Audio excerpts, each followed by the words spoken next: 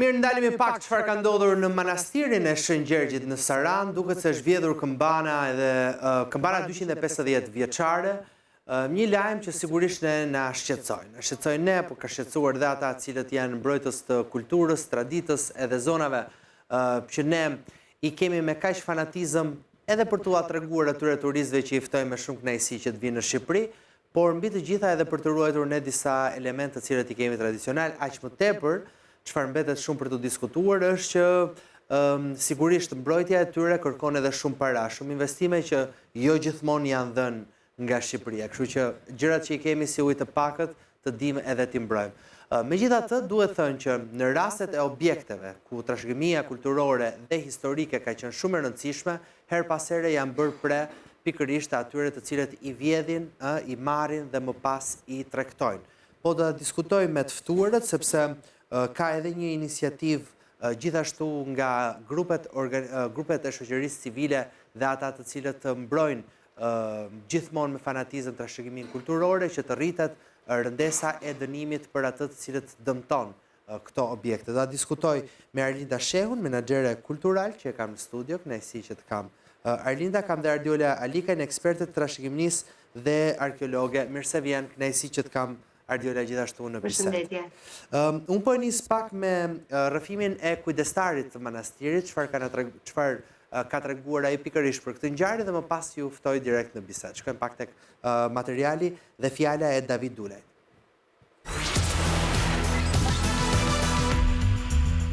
Më garantim me të gjitha. Ke ndonjë dyshim se kush mund ta ketë? Jo, nuk ka. Unë vajta 25 vjet që punoj atje. Nuk kam ndodhur në një dyshim, është shumë gjë e abitshme.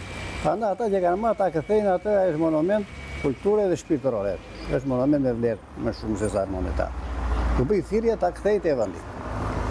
Përndryshe, kisha nuk do ta fal. Po e ktheu do ta fal. Si ka mundësi sipas teje të ndodhi kjo, sepse atje është lartësi e madhe. Atje është lartësi e madhe. Kanë përdorur vinç, kanë përdorur shkallë. Ta kanë përdorur shkallë, po ka përdorur se s'ka mundësi të mos me shkallë. Gjatë natës sigurisht. Atje të natës, gjatë ditën ashtu. Si do jetë puna ditën nuk do. Është i rrethuar manastiri? Po mure i rrethuar, me derë, me portë. Ka portë, ëh? Me portë, mure me ditë. Këto nuk ishin prishur, as porta hyrëse? Jo, kanë hyrë në mbrapa, në porta të kja e jepet në mbrapa të tjera. Po ja kemi bërë thirrjen, po ta bëjë një për së fundit e radio shqiptare, televizor shqiptar, të kthehet me një herë. Ai është monument kulti. Një, e para, e dyta, nuk është një vlerë monetare që unë me atë bëj thirrje, janë tani ta blej vetë, të 10 lekë të vetë ta blej, personalisht. Por, ajo është shpirtërore. Një thirrje e vazhdueshme që vjen nga rojtari edhe i ambientit. Ndalemi pak i vendit në cilin edhe ka ndodhur kjo vjedhje. Po e nis me Arlindën me që e kam në studio. Arlinda, garancia. Sa e rëndësishme është kjo këmban dhe ky objekt kulti në Sarand? Së pari faleminderit për ftesën. Lidhur me objektet e trashëgimisë kulturore në Shqipëri, unë nuk do shënoja vetëm një. Është një listë shumë e gjatë, e shpallur nga Ministria e Kulturës, e cila tregon dhe kategorinë e monumenteve të kulturës që kategorizohen në varësi të rëndësisë që ato kanë. Duhet të themi që ka shumë monumente të kulturës në Shqipëri. Ajo çka ka ndodhur dhe që ju e keni pasqyruar në manastirin e Shëngjergjit është diçka që nuk është as e para, unë shpresoj të jetë e fundit.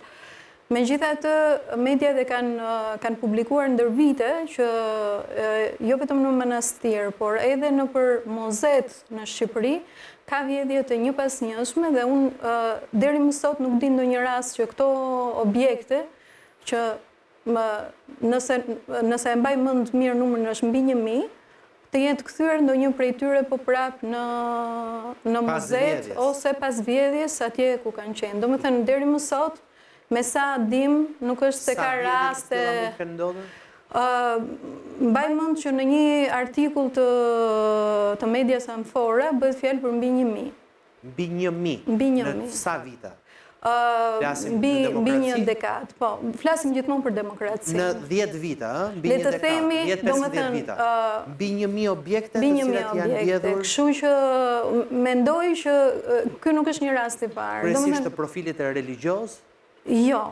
Po flasë dhe për objektet të vjedhura nëpër muzet në Shqipëri, kështu që nuk bëhet fjalë vetëm për objektet religjioze, për të gjitha objektet që janë objekte të trashëgimisë kulturore. E qartë. Që ky është një rast i vazhdueshëm që vazhdon të ndodhë në Shqipëri dhe problematika është që janë probleme që ne nuk po i shohim zgjidhje.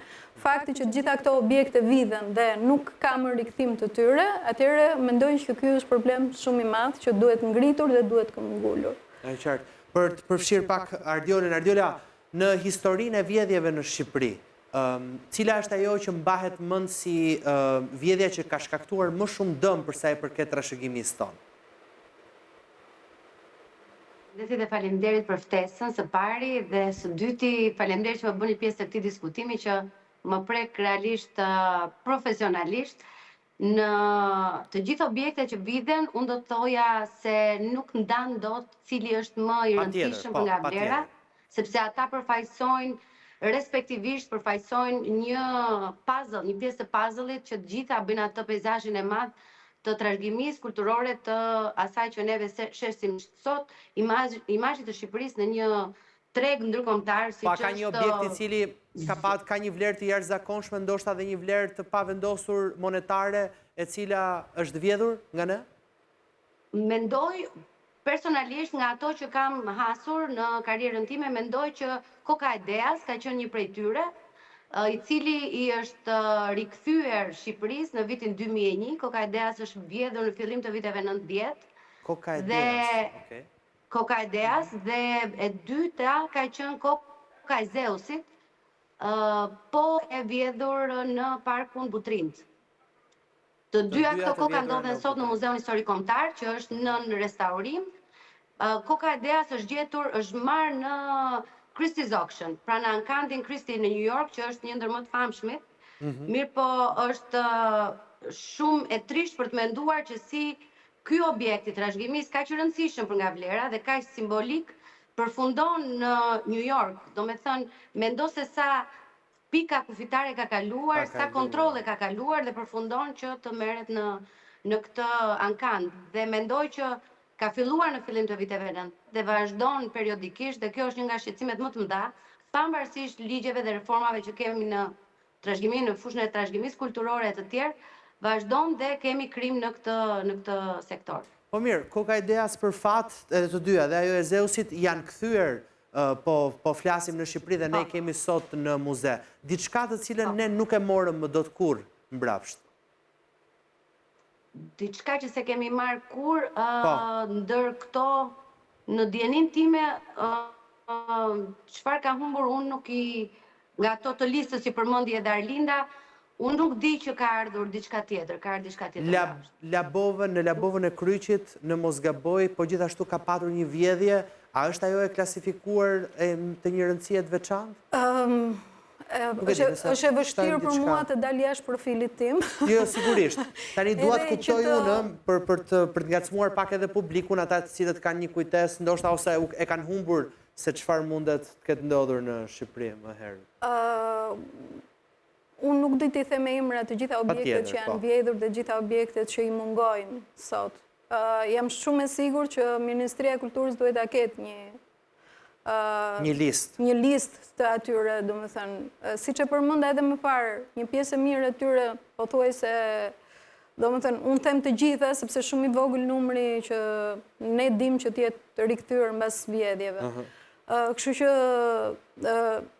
ajo çka unë do ta ngrija si problematik për të ngacmuar pak publikun është për të kuptuar vlerën që ka trashëgimia kulturore, sepse jam e sigurt që një pjesë e mirë e publikut po dëgjon që është vjedhur një këmban dhe më vjen keq, po kam përshtypjen që një pjesë e mirë e publikut shqiptar nuk i bëhet vënë për atë këmbanën. Përjashto atij komuniteti që është atje. Unë mendoj që mbas 90-s ne kemi filluar të humbasim këtë ndjenjën e identitetit kombëtar dhe të lidhim trashëgiminë kulturore me identitetin tonë. Dhe mendoj që ky është një nga problemet më të mëdha që sot kemi. Ne jemi neglizhent përkundrejt faktit që diçka po vjedhet. Nuk jemi kaq fanatik në Jo, ne sot nuk jemi kaq ruajtjen e identitetit tonë kombëtar. Sepse unë mendoj që nëse ne do ishim kaq fanatik, nuk do kishte aq shumë vjedhje sa çka ndodhur dhe nuk do bëheshin kaq shumë masakra përpara syve tanë në trashëgiminë kulturore dhe ne nuk do reagonim përjashto kur na preket shtëpia jonë. Domethënë e Po shohim ne që jemi jemi një popull që goxha. gjithmonë jemi komentuar si shumë patriotë edhe ndonjëherë nacionalist kur vjen puna, sidomos tek këto simbolet tona kombëtare. Sepse Apo është kështu një lloj ne jemi rritur, brezi im është rritur mungese vërtetësie ndoshta, si jemi të me himnin vërtet. e flamurit, Po. por sot ndoshta është mirë që të pyesim se sa është kjo si përqindje popullatës që është rritur po me të njëjtën frymë, domethënë, dhe emigrimi jashtë, dhe fakti që ne shikojmë që të rinjt shqiptar nuk e shohin më të ardhmen brenda Shqipërisë, por e shohin jashtë. Ky është një tregues tjetër edhe për asaj se sa prej këtyre shqiptarëve duan të jetojnë në këtë vend, që ta bëjnë këtë vend. Sepse kur ti ke atë ndjenjën e identitetit, je më i prirur për të ndenjur në vendin tënd dhe për të thënë që pavarësisht gjithë vështirësive që ka mund të rri në këtë vend, sepse ky është i imi. Dhe e gjithë kjo trashëgimi është ajo çka mua më identifikon. Nëse ne nxjerrim trashëgimin kulturore nga identiteti ynë si shqiptar, atëherë në këtë moment ajo trashëgimi e ka humbur vlerën. Okej. Jo, është shumë interesante mënyra se si, po me që jetë ky element, po e hedh pak diskutimin dhe për sa i përket Kokores edhe sigurisht edhe shpatës së Gjergj Kastriot Skënderbeut, i cili nuk është në Shqipëri, po është në Vjenë. Po me që e solle në këtë lloj prizmi. Unë kam qenë ndër ata që kam thënë, dakord nëse ne i marrim në Shqipëria, e kemi ne kapacitetin për t'i ruajtur ashtu siç duhet, se kjo pastaj mbetet për ta diskutuar. Domethënë, ky është debat që e themi të gjithë. Domethënë, të gjithë kemi pasur të njëjtin reagim, kam përshtypjen në momentin që kemi dëgjuar që është atje, po sikur të vinë në Shqipëri, gjithmonë është kjo ideja, po sikur të vinë në Shqipëri. Sa mirë do ishte ta kishim në Shqipëri. Në një lloj forme apo në një tjetër, ne kemi parë që ndër vite, unë e theksoj këtë, ne kemi filluar ta humbasim këtë dëshirën për identitet. Ndoshta sepse një pjesë e mirë e shqiptarëve kanë shkuar jashtë, ndoshta sepse ne po i rrisim fëmijët me idenë që jashtë është më mirë, që Italia është më e bukur, që trashëgimia kulturore italiane është më e bukur, që gatimi italian është më e bukur, puna e dorës italiane është më e bukur, ose greke, ose zvicerane, ose amerikane, dhe gjithë pjesa tjetër. Dhe po harrojmë që atë çka kemi në Shqipëri, dhe ndonjëherë vin të huajt, thonë sa e bukur është kjo gjëja në Shqipëri, edhe që ne kujtojmë. Për shembull, unë jam mësuar që mama ime bën punë dore, artizanati famshëm. Edhe është aq e mirë qenë kjo pjesa që ajo do e bëj, sa nuk është se vlerësohet. Dhe të jemi, domethënë, realistë, në Shqipëri nuk vlerësohet. Kur vin jashtë, ne këto dhuratat e artizanatit ja bëjmë vetëm të huajve. Domethënë, në Shqipëri vlerësimi është shumë i ulët.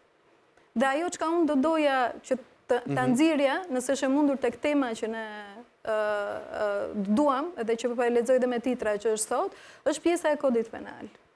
Atëherë, aktualisht Ministria e Drejtësisë është duke bërë diskutime mbi kodin penal. Dua që ta ngres si problematik, kodi penal nuk është ndëshkues, është parandalues në legjislacion. Kjo është arsyeja pse në kuadër të projektit kultural, i cili po zbatohet nga Qendra Kombëtare për Shërbime Komunitare dhe Qendra Aktivista me fonde të Bashkimit Evropian, është ngritur një rrjet kultural që aktualisht fatmirësisht ka 22 organizata të shoqërisë civile dhe që vazhdojnë t'i bashkohen çdo ditë, dhe përveç këtyre janë pjesë e rrjetit dhe artist, janë pjesë e rrjetit dhe biznesmen.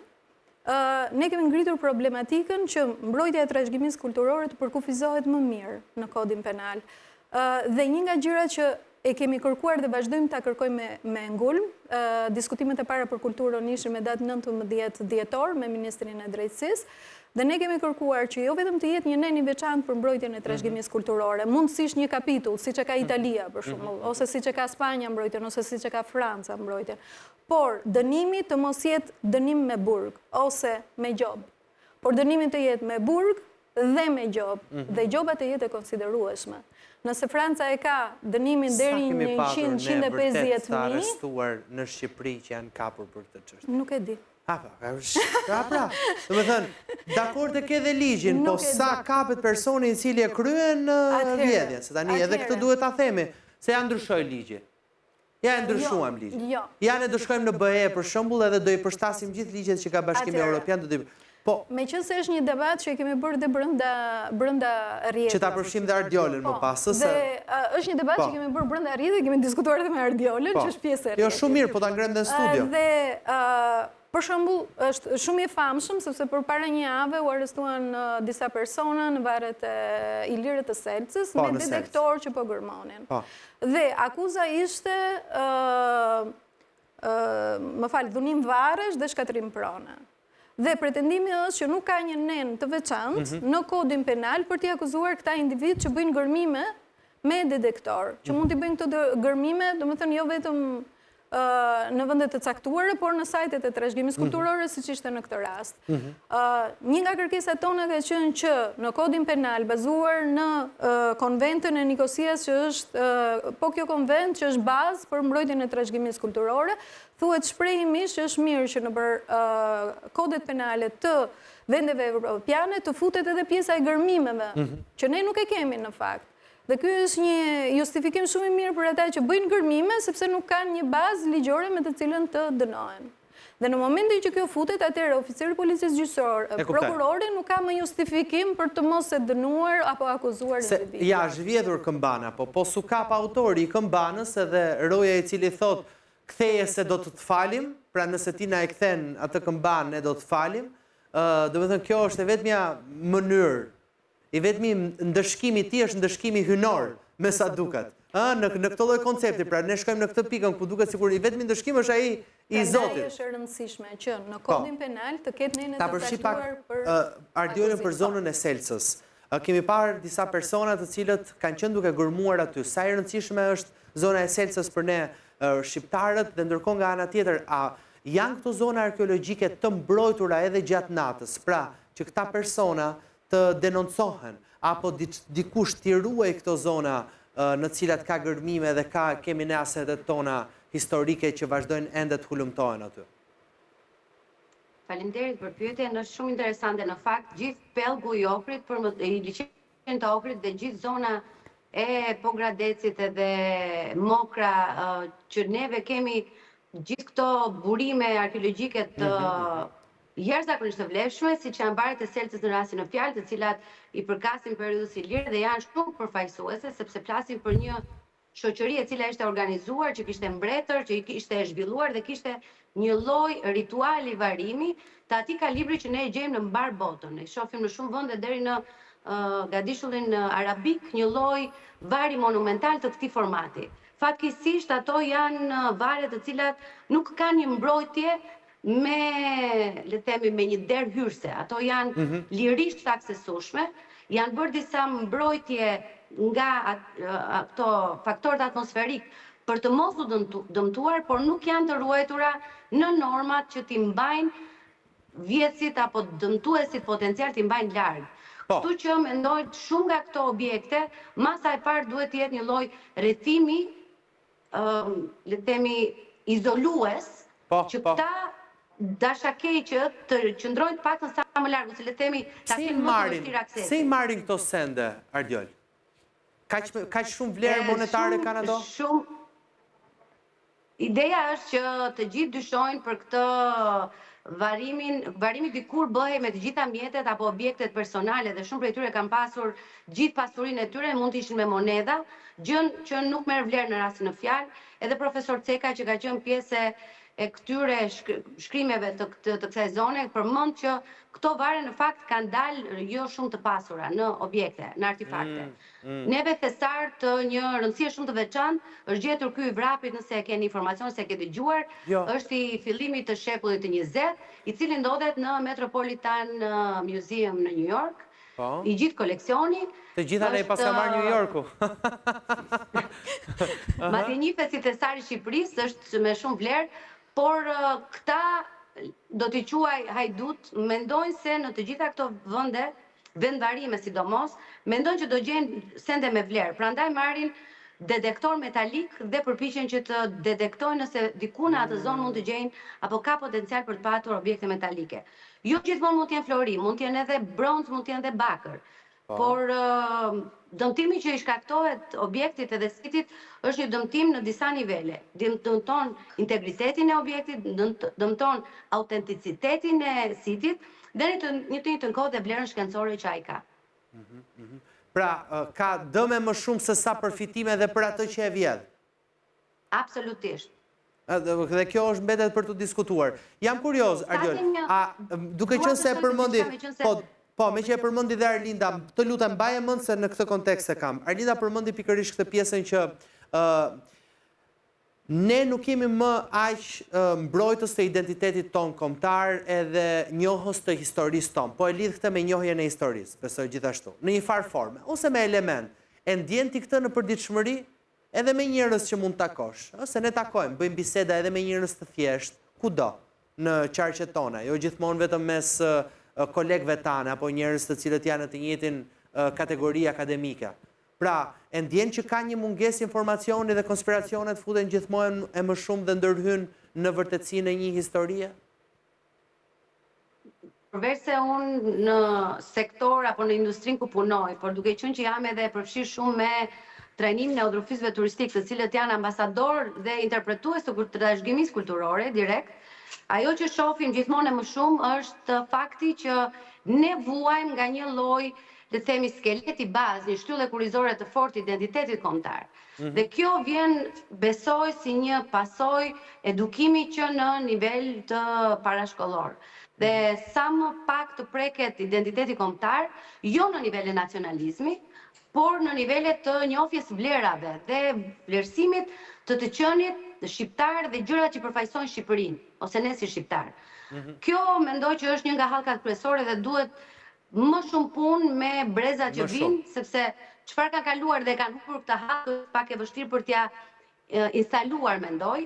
Mendoj që më të prekur janë ata që lidhen direkt me këtë sektor ose me këtë industri dhe më pak vjen dallga duke u shuar drejt atyre që largohen gjithmonë më shumë dhe shkojnë drejt më shumë biznesit apo diçka industrie që nuk kanë lidhje me trashëgiminë kulturore apo dhe me turizmin. Se dhe turizmi është një hallkë që varet dhe ka të pamundur vlerësimin e trashëgimisë kulturore. Po, Arlinda, do të shtosh diçka këtu tek ne sa e njohim në të vërtetë dhe sa konsumator jemi edhe të historisë së vërtetë shqiptare? Po them bukletave apo materialeve të cilat janë në kontekstin historik, se nga ana televizive më duhet ju them, nxorë një intervistë e cila ka lidhje me historinë, është gjithmonë një bestseller. Po, por ne na ka ndodhur, unë kam diskutuar me Ardiolën në takimin e fundit, edhe në fakt unë ngrit si një problematikë edhe nga rrjeti kultural në takimin e fundit. Pjesa Ardiola e një më mirë si problematikë si drejtuese e shoqatës së guidave turistike në Shqipëri, sa e njohin guidat turistike historinë. Mua më ka ndodhur personalisht që të shkoj në një prezantim që do më thënë nuk dua ta përmend, por që bëri Kryeministria për një X objekt para vitesh. Dhe në atë kohë e kam si përvojë personale, im shoq u detyrua të ndërhynte Ciceronet, sepse po i bënte aq lëmsh ato periudhat historike për të shpjeguar atë gjën objektin, sa nuk di ç'të them. Personalisht atë ditë i thash të lutem dalim që të mos bëhemi objekt këtu brenda, domethënë që ne po kundërshtojmë Ciceronin, por është absurde. Domethënë fakti që edhe individ të cilët duhet të shpjegojnë, domethënë janë të paafës për ta dhënë. Dhe imagjino pastaj pjesën e mungesës së njohurisë që ka individi këtu që nuk ka mbaruar shkollën për atë gjë. Domethënë unë duhet të shkoj tek Ardiola, ta pyes, t'i them që ajo është ose dikush tjetër që është po ekspert për të kuptuar atë gjë që si është trashëgimia shqiptare, se nuk flasim vetëm për historinë. E kam theksuar dhe herë tjetër, por duhet mos harrojmë që kultura është shumë e gjerë. Është e vërtetë që ne kur gjejmë fjalën kulturë, e kufizojmë thjesht me mirësjelljen kulturën. Kultura nuk është ajo. Është më e gjerë se sa kaq. Është shumë më e gjerë se aq. Gjithçka që ne kemi trashëguar dhe gjithçka që përbën atë që ne jemi sot. Ja, mund ta përfshijmë një ditë tjetër, po gjithashtu me shumë kënaqësi dhe bëjmë biseda të zgjeruara në tema të ndryshme ku përfshihet historia dhe kultura jonë. Faleminderit, kënaqësi që të patë Arlinda. Faleminderit shumë kënaqësi Ardiola gjithashtu për këtë bisedë. Edhe uroj që të kthehen objektet e vjedhura. Po, e fundit, lutem. E fundit, doja të merja për shembull vjedhjen e fundit që u bën në Louvre në fakt, që bëri tronditi botën opinionin publik. Në 7 minuta u vodh një muze si Louvre që ne e marrim si etalon në të gjitha ato, në të gjitha dimensionet. Po, e vërtet. Dhe ajo që duhet të shohim më me hollësi është si ne të marrim mas në të gjithë hallkën, në të gjitha ato që mbulon trashëgiminë kulturore. Dhe pastaj që do të ketë incidente, do të ketë ideja është që neve të jemi sa më të mirë përgatitur për ta përballuar dhe të vendosim të gjitha ato sanksionet që bota i ka deri në 10 vite burgim. Kështu që ndoshta kjo do të ketë një lloj sensibilizimit faktën që dënimi është aq i lartë sa nuk ja vlen të marrësh riskun. E kuptoj. Mirë, të falenderoj, ju falenderoj shumë dhe një herë. Pas pak do të ndalem pak tek përditësimi i lajmit të fundit për sa i përket Liridona Ademajt, rastit të saj, sepse tashmë në gjykat janë paraqitur me video edhe materiale të cilat tregojnë se Naim Murseli ka treguar dhe ka dhënë sinjale autorit të, pra, kur them autorit, vrasësit i cili ka shkrepur armën, por që ka qenë i porositur nga ish bashkëshorti i saj. Do të shkëputemi për pak publicitet dhe rikthehemi pas pak për bisedën e fundit.